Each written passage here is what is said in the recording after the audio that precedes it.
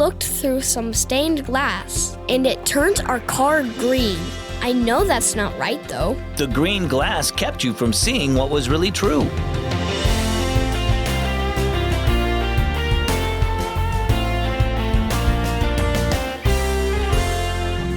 Happy Sunday and welcome to Keys for Kids. My name is Zach. You know, I've got a special pair of yellow sunglasses. When I'm wearing them, everything I look at is, well, kind of yellow. But when I take them off, I can see things exactly the way they really are. Many people see the world differently because they believe in different things, but God is the only one that sees things clearly and who can help us know what's true. Proverbs 3:5 says it like this: "Trust in the Lord with all your heart and lean not on your own understanding." And now our story for today. It's entitled, Sneaky Stained Glass. As Peter, Calvin, and Esther waited for their dad after church, they looked out at the parking lot through the stained glass windows near the back of the sanctuary. "I see our car," said Calvin. "It's green." Esther disagreed.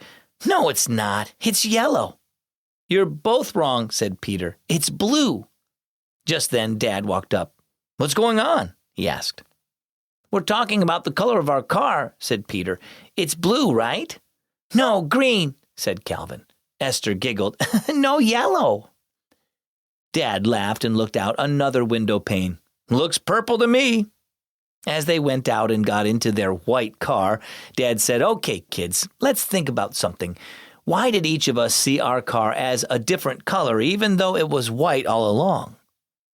"Because we were each looking through a different colored glass," answered Calvin. Dad nodded. "Right.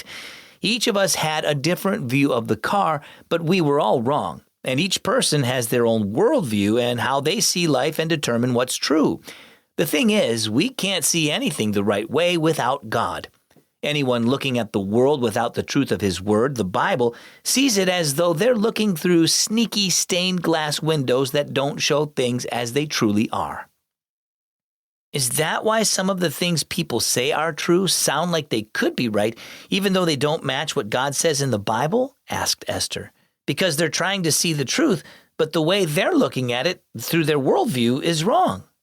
"Yes," Dad said as he turned onto their street. "All people are sinners, so our judgments about what is right and wrong are often pretty skewed, like we're looking through a window that makes everything a different color. But God is outside the window, and He sees things exactly as they are. That's why the only way we can know what's true is by trusting in Jesus, who came to save us from sin and open our eyes to God's truth. Only by putting our faith in Him and using His Word as our window can we have the right view, God's view, of what's true." Well, how about you? Do you ever wonder what's really true? It can be confusing because every person views the world differently.